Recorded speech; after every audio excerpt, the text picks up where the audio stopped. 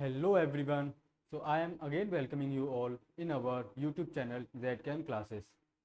पिछले वीडियो में हमने Coulomb's law in scalar form में डिस्कस किया था। जैसा कि हम जानते हैं कूलम्स लॉ फोर्स के बारे में हमको दो चार्जेस के फोर्स के बारे में हमको जानकारी देता है, और हम ये भी जानते हैं कि फोर्स एक वेक्टर क्वांटिटी होती है। उस वेक्टर क्योंकि फोर्स एक वेक्टर क्वांटिटी है तो उसमें मैग्नीट्यूड के साथ साथ डायरेक्शन भी होती है। हमने पिछले लेक्चर में या पिछली क्लास में हमने क्या देखा था, तो हमने दो चार्जेस के बीच में फोर्स कैलकुलेट किया, ठीक है। लेकिन वो जो फोर्स हमने सिर्फ उसका मैग्नीट्यूड कैलकुलेट किया, हमने उसके वहाँ पे उसकी डायरेक्शन के बारे में कोई बात नहीं करी। तो आज के इस वीडियो में हम उस डायरेक्शन को भी इस फोर्स के साथ में इंक्लूड करने वाले हैं। तो चलिए शुरू करते हैं Coulomb's law in vector form.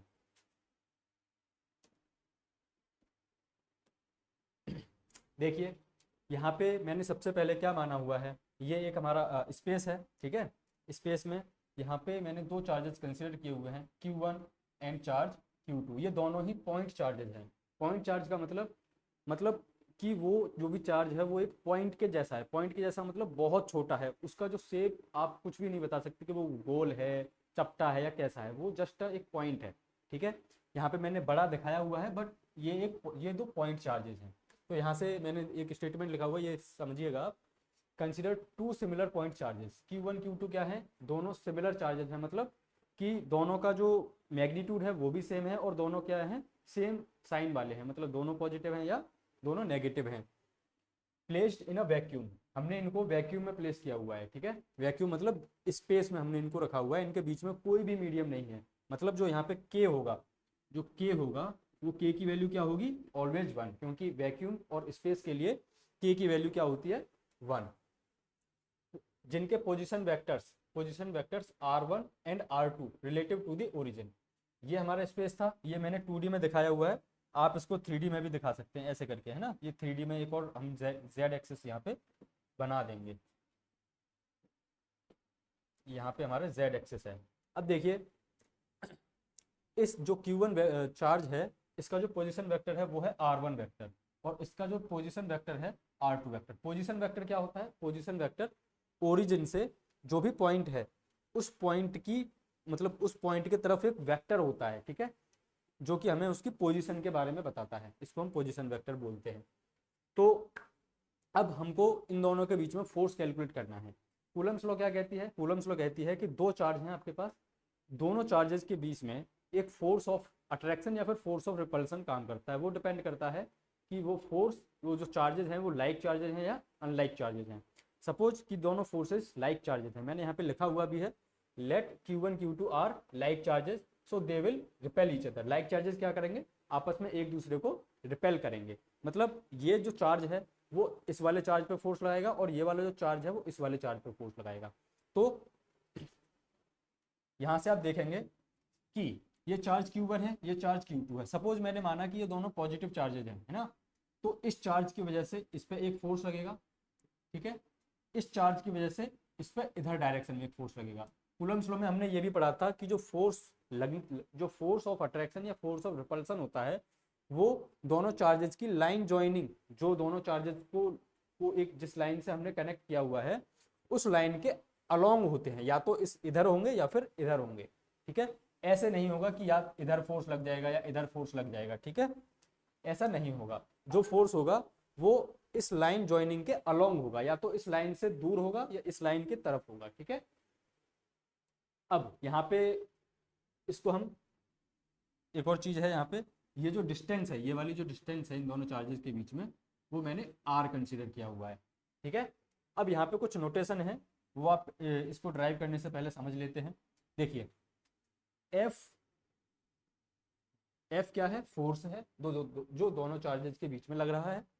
यहाँ पे अगर मैं लिख रहा हूँ F12, मतलब सब स्क्रिप्ट में मैंने 1 2 लिखा हुआ और ऊपर ये वेक्टर है, तो इसका क्या मीनिंग है, इसका मीनिंग है कि आपको जो समझना है, ठीक है, आप इसको अपने तरह से इंटरप्रेट भी कर सकते हैं, लेकिन आप उसको पहले बताएंगे कि F12 क्या है, फोर्स ऑन चार्ज Q1, ठीक है। पहले वाले पे जो पहले लिखा हुआ है, force on charge Q1 due to charge Q2, ठीक है। मतलब कि पहले वाले चार्ज पे फोर्स, ये जो F12 का मीनिंग है वो क्या है, force on charge Q1 due to the charge Q2, ठीक है। अब यहाँ पे अगर मैं लिखूं F21, तो इसका क्या मीनिंग है, फोर्स ऑन चार्ज, पहले क्या लिखा हुआ है 2, मतलब Q2 due to charge Q1।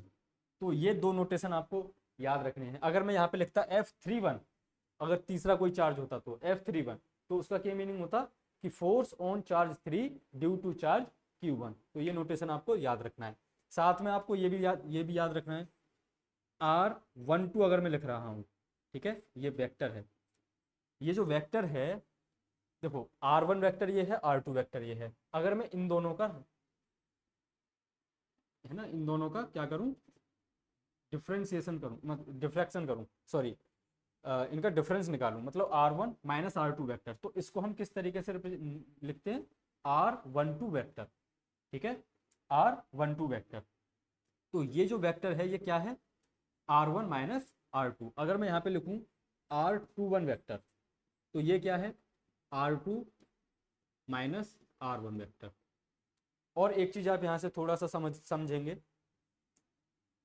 वो क्या, वो ये कि सपोज ये एक R1 वेक्टर है, ठीक है, और ये मान लो ये R2 वेक्टर है। अब आपने R12 वेक्टर लिखना है, ठीक है, आपने R12 वेक्टर लिखना है। तो आप देखो, R12 वेक्टर मतलब R1 माइनस R2 वेक्टर, इस वेक्टर में से हमको ये वाला वेक्टर माइनस करना है। तो ये जो वेक्टर आएगा वो वेक्टर R2 से R1, मतलब इस ये वेक्टर आएगा, समझ में आ रहा है ना आपको। R, ये वाला जो वेक्टर होगा वो क्या हो जाएगा, R12 वेक्टर। ये चीज आपको याद रखनी है। अगर वहीं पे हम R21 वेक्टर लिखेंगे, तो R21 वेक्टर में देखिए क्या होगा, यहाँ पे R2 माइनस R1 करना है। यहाँ पे क्या है, R2 माइनस R1, मतलब इस वेक्टर में से हमको इस वेक्टर को माइनस करना है। तो यहाँ पे देखिए क्या कंडीशन आएगी, क्या क्या होगा, यहाँ पे ये R1 था, ये R2 है। अब R21 लिखना है, R21 मतलब अब पहले R2 में से R1 को माइनस करना है। तो ये जो वेक्टर आएगा वो इस तरह से आएगा।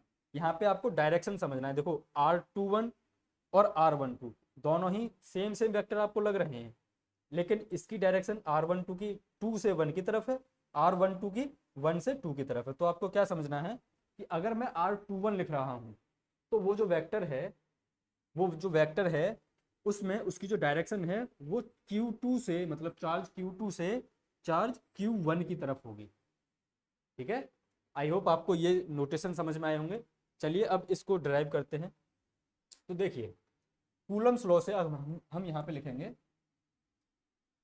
According to Coulomb's law.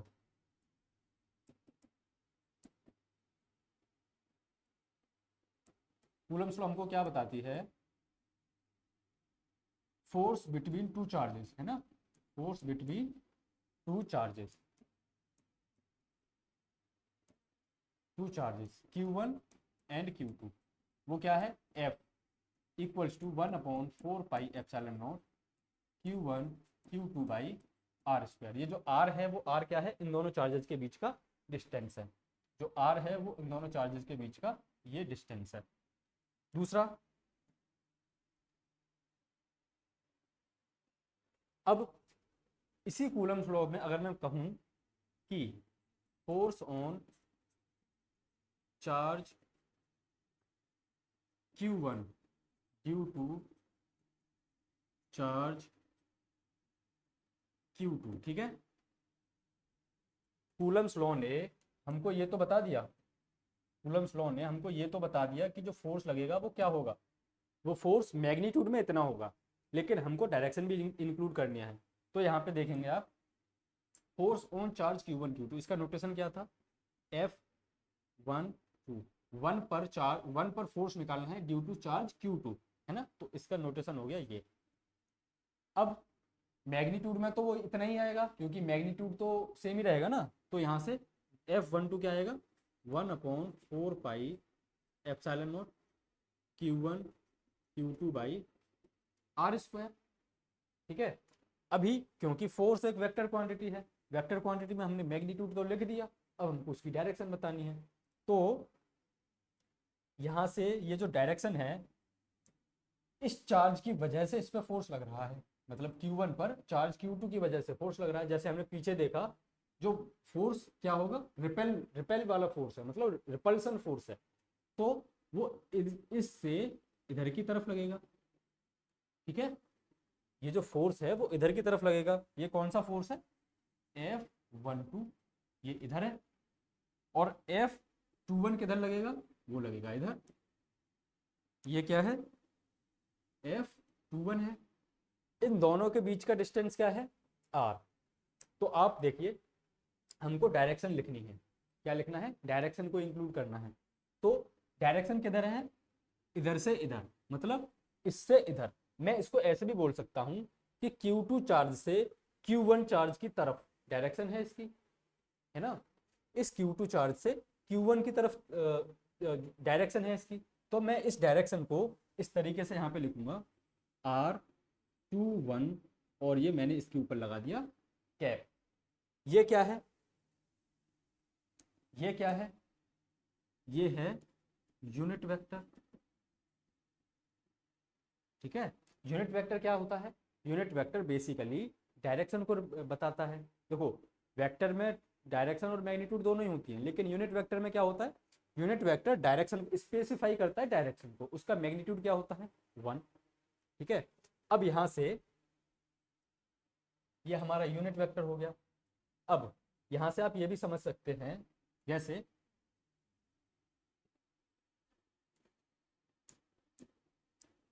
A vector है, ठीक है, ए वेक्टर है, ए वेक्टर को इसमें क्या क्या होगा, इसका मैग्नीट्यूड होता है, ठीक है, और इसमें डायरेक्शन भी होती है। तो अब अगर मुझे इसकी डायरेक्शन निकालनी हुई तो मैं क्या करूँगा, इस ए वेक्टर को, एक कैप निकालने के लिए मैं इस ए वेक्टर को इसके मैग्नीट्यूड से डिवाइड कर देता हूँ। तो मुझे क्या मिल जाएगा, ये डायरेक्शन मिल जाएगी। मुझे क्या मिल जाएगा, मुझे ये डायरेक्शन मिल जाएगी। तो इस चीज़ को मैं यहाँ पे यहाँ पे यूज करूँगा, कैसे, देखिए नेक्स्ट अगर हम चलें, तो नेक्स्ट में आप ये देखिए, F12 वेक्टर क्या आया था हमारा, 1/4πε0 Q1 Q2 divided by R², और ये R12 कैप लिखा हुआ, 12 F12 क्या बता रहा है, force on charge 1 due to charge Q2। R12 क्या बता रहा है, चार्ज Q2 से चार्ज Q1 की तरफ की डायरेक्शन बता रहा है। समझ में आया, R12 क्या बता रहा है, Q2 से Q1 की तरफ डायरेक्शन बता रहा है। ठीक है, इस डायरेक्शन को अगर मैं लिखूं तो ये क्या हो जाएगा, R12 कैप इधर की तरफ, है ना, F12 की तरफ। तो यहां से मैं इस R12 को क्या लिख सकता हूं, R12 कैप को मैं लिख सकता हूं, ये जो वेक्टर होगा R12 vector divided by R12 का मॉड। ठीक है, R12 वेक्टर का मॉड।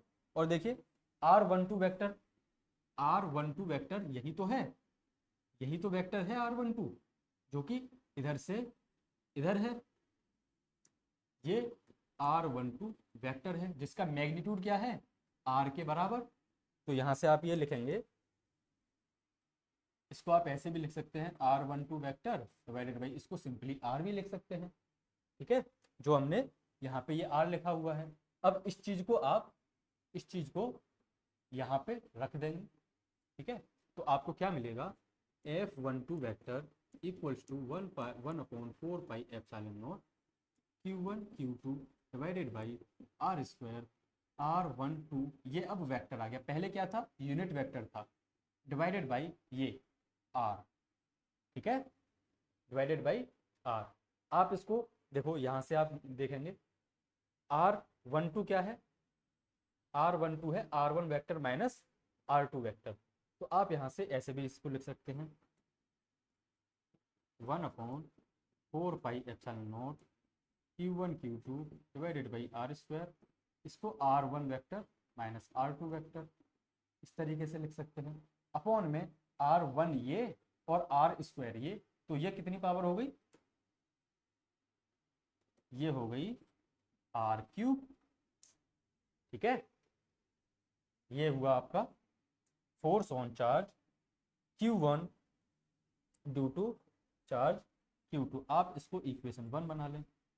ठीक है, अब हमको क्या करना है, अब हमको करना है force on charge Q2 due to charge Q1। मतलब हमने कौन सा फोर्स निकाल लिया, हमने ये वाला फोर्स कैलकुलेट कर लिया, हमको ये वाला फोर्स भी निकालना है कि जो चार्ज हमारा Q2 है उस पर भी तो फोर्स लगेगा इस चार्ज की वजह से, अब हमको वो फोर्स निकालना है। तो अब वही नोटेशन, हमने नोटेशन पीछे यूज किया है। ठीक है, आप उसको देखो क्या है, F21 वेक्टर। ठीक है, F21 वेक्टर आप इसको कैसे लिखेंगे, 1/4 pi epsilon naught Q1 Q2 divided by R square. Magnitude तो नहीं रहेगा, हमको यहाँ पे डायरेक्शन इंक्लूड करना है। तो यहाँ पे डायरेक्शन किधर आएगी, देखिए डायरेक्शन है इधर, F21 वेक्टर की डायरेक्शन किधर है, इधर। मतलब चार्ज Q1 से चार्ज Q2 की तरफ, तो आपको इस डायरेक्शन को इंक्लूड करना है। ये वाली डायरेक्शन कैसे आएगी, यहाँ पे आप लिखेंगे R21 कैप। ठीक है, R21 कैप क्या होगा, 2 से मतलब 1 से 2 की तरफ की डायरेक्शन, चार्ज 1 से, यहाँ पे चार्ज 1 से चार्ज Q2 की तरफ की डायरेक्शन। तो आप इस चीज को यहाँ पे इंक्लूड करेंगे साथ में, ये क्या हो गया R21 कैप। सिमिलरली हमने जैसे यहाँ पे किया R12 वेक्टर, हमने क्या किया R21 कैप लिखा था, तो ये क्या होगा R2 माइनस R1 वेक्टर। ठीक है, डिवाइडेड बाई R21 वेक्टर का मॉड। यहाँ पे मैंने R21 वेक्टर को डायरेक्टली R2 माइनस R1 लिख दिया है। ठीक है, इस प्रॉपर्टी का यूज करके जो पीछे हमने लिखा हुआ था, R21 वेक्टर क्या है R2 माइनस R1 वेक्टर, इस प्रॉपर्टी को मैंने यहाँ पे डायरेक्ट लिखा हुआ है। अब इस चीज को हम यहाँ पे पुट करेंगे, तो F21 vector equals to 4 pi epsilon naught Q1 Q2 by R square, ये हो गया R2 vector minus R1 vector divided by R21 vector का मोड जो कि है R। मैंने यहाँ पे डायरेक्ट लिख दिया जैसे मैंने यहाँ पे लिखा हुआ था। तो अब ये क्या बना, F21 vector equals to 1/4 pi epsilon naught Q1 Q2 by R cube, अब 1 ये और 2 ये, क्यूब ये हो गया R2 vector minus R1 vector. अच्छा, अब मैं इस चीज को थोड़ा सा और मॉडिफाई करके लिख सकता हूँ, F21 equals to 1/4 pi epsilon naught Q1 Q2 by R cube. देखो मैंने इसमें से, इस ब्रैकेट में से माइनस को कॉमन लिया, माइनस कॉमन लेंगे तो वो वाला माइनस यहाँ पे सामने आ जाएगा, तो वो माइनस यहाँ पे आ गया, वो माइनस यहाँ पे आ गया। अब मेरा अंदर क्या बचेगा, अंदर बचेगा R1 माइनस R2। क्यों, देखो माइनस लेंगे तो ये जो इनके जो साइंस हैं वो आपस में चेंज हो जाएंगे, माइनस जो R1 था वो प्लस R1 हो गया और जो R2 प्लस था वो माइनस R2 हो गया। यहाँ से हम इसको अपनी नेक्स्ट इक्वेशन बना देंगे, इक्वेशन 2। अब नेक्स्ट चलते हैं, देखिए हमने क्या पाया, F12 क्या निकल के आया हमारा 1/4 pi epsilon naught Q1 Q2 by R square R cube sorry. ठीक है, और R1 vector minus R2 vector ये पाया। F21 क्या पाया 1/4 pi epsilon naught Q1 Q2 by R cube R2 minus R1 vector, और इसमें साथ में आगे माइनस। ये हमारी इक्वेशन 1 है, ये इक्वेशन 2 है। तो हम करेंगे यहाँ पे कंपेयरिंग इक्वेशन 1 एंड 2। तो दोनों इक्वेशन को कंपेयर कीजिए। देखिए F12 में 1/4 पाई एप्सिलॉन नॉट है, 1/4 पाई एप्सिलॉन नॉट F21 में भी है, Q1 Q2 by R cube है, Q1 Q2 by R cube है, R1 माइनस R2 है, सॉरी यहाँ पे